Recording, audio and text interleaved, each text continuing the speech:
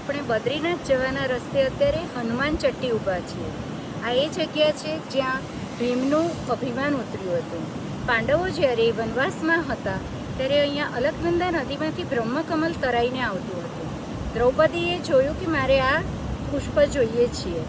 ભીમ એ પુષ્પ લેવા જતા હતા તો રસ્તામાં એક વાનર લાંબી પૂંછ કરીને સૂતેલા હતા।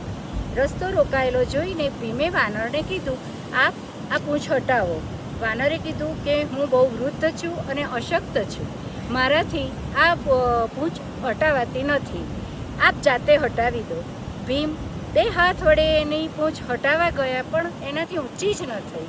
બહુ જ પ્રયત્ન કર્યો પણ ઊંચી જ ન થઈ। ત્યારે જ ભીમને ખ્યાલ આવ્યો કે આ કોઈ સામાન્ય વાનર નથી। એમણે દંડવત પ્રણામ કર્યા અને ત્યાં હનુમાનજીએ એમને દર્શન દીધા અને ત્યારે જ ભીમનું પોતાના બળ ઉપરનું અભિમાન ઉતરી ગયું। તો આ છે હનુમાન ચટ્ટી।